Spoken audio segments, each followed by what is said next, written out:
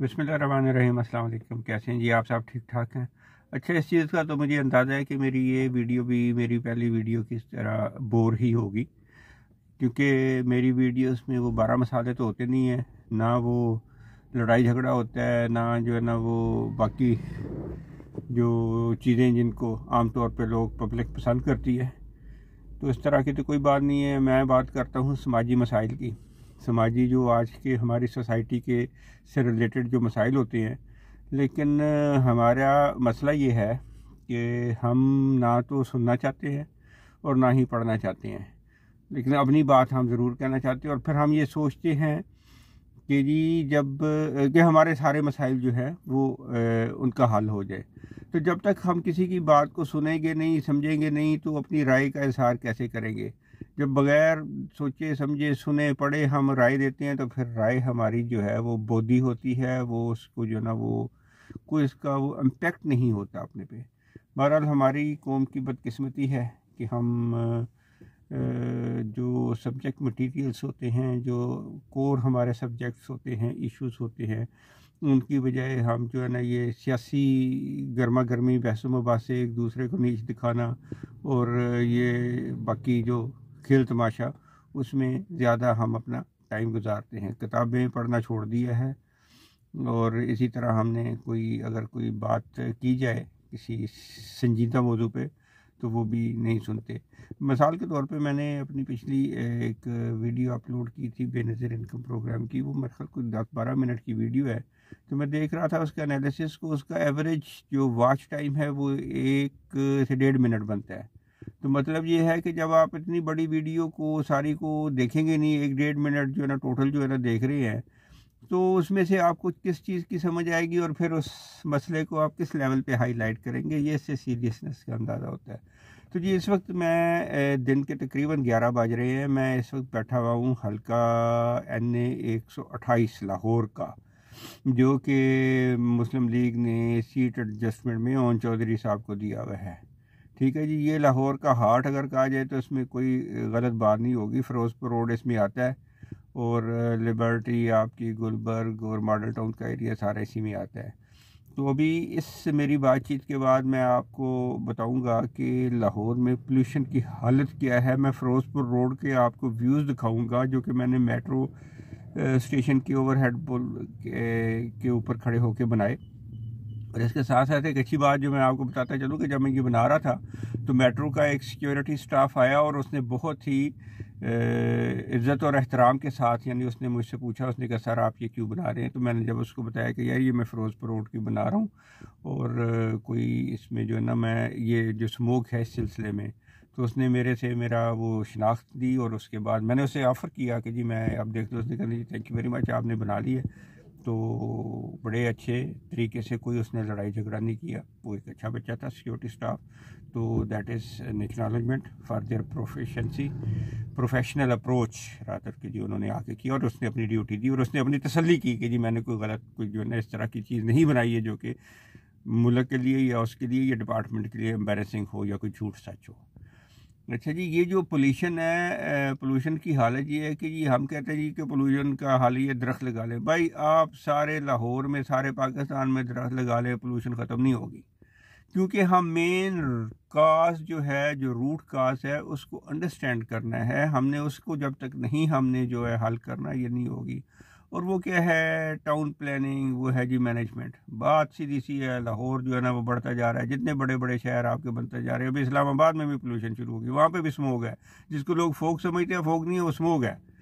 ठीक है जी, वजह ये है कि एक ख़ास आबादी, एक ख़ास हद से बड़े जब शहर हो जाते हैं, तो उसमें जो आपकी गाड़ियाँ, ट्रांसपोर्ट, आपकी जो आपके जो है वो फॉसल जो फ्यूल की कंजम्पशन है, उसकी वजह से, जिसमें फैक्ट्रियाँ भी आ जाती हैं, बाकी डोमेस्टिक आपकी जो यूज़ भी आ जाती है, तो वो उसकी वजह से आपकी जो हवा में कार्बन का रेशो होता है एटमॉस्फेयर में, वो बढ़ जाता है। हमारा दीन भी ये कहता है कि जी हम कम से कम जो है ना वो ज़्यादा से ज़्यादा शहर आबाद करें और करीब करीब छोटे एक मुनासिब साइज़ के, जिसमें आप बेहतर सिविक फैसिलिटीज़ दे सकें और सबसे बड़ा इमीडिएट जो है स्टॉप गैप अरेंजमेंट जो भी हुकूमत है उसको चाहिए कि वो मैस ट्रांजिट ट्रांसपोर्ट्स का बड़े शहरों में जिसमें लाहौर, गुजरांवाला, सियालकोट, फैसलाबाद, मुल्तान, सक्खर, कराची, हैदराबाद, इसी तरह पेशावर, इसमें प्रॉपर तरीके से, ये नहीं कि एक आपने बना दी कि जो आपके हल्के की इधर से लेके इधर से पूरी और वो लिंक्ड हो।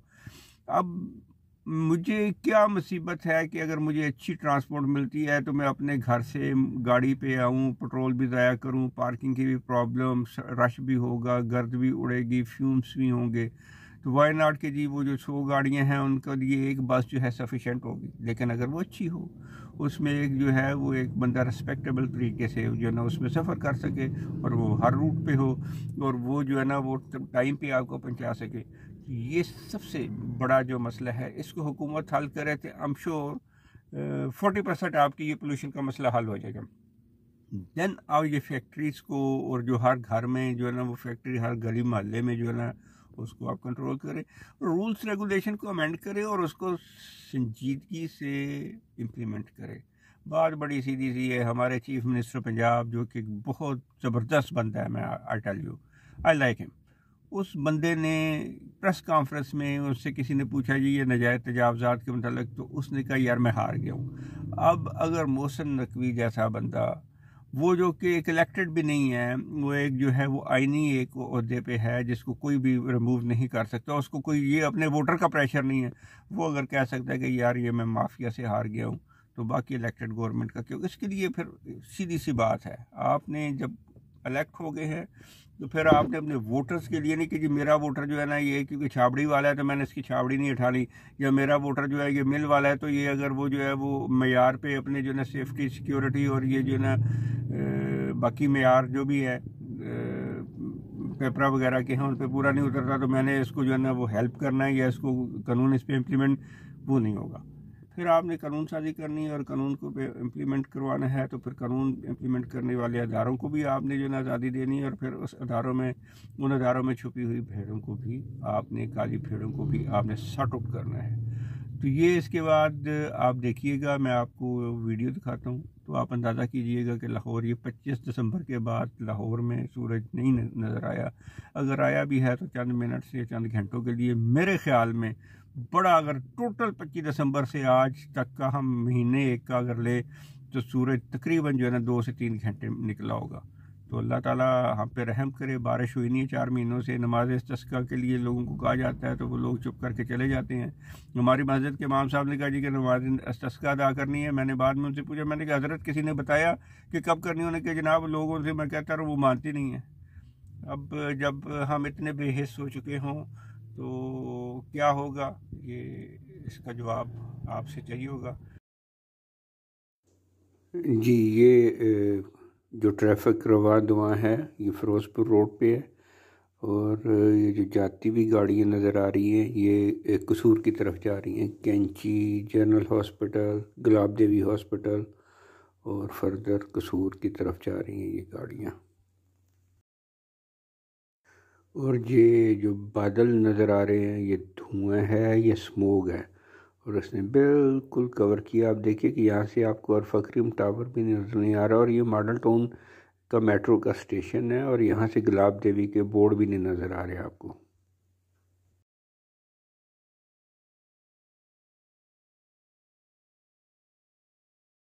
अच्छा जी, ये दूसरी साइड है और ये कसूर से जो Lahore, Ichhra, liberty, centre point की तरफ ट्रैफिक आ रही है ये वो आपको नज़र आ रही है।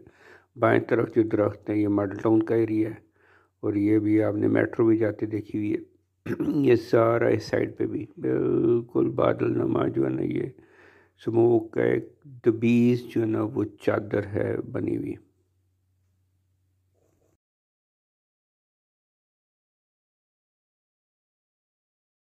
ये एक और एंगल देखते हैं, मॉडल टाउन का एरिया नज़र आ रहा है। ये दरख्त कितने हैं यहाँ पे लेकिन कोई इससे फ़र्क नहीं पड़ रहा धुंध पे या स्मोक पे।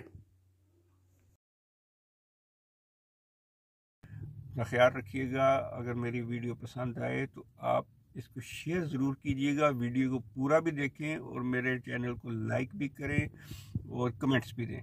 आप आपका बहुत बहुत शुक्रिया। अल्लाह हाफ़िज़। अस्सलाम वालेकुम।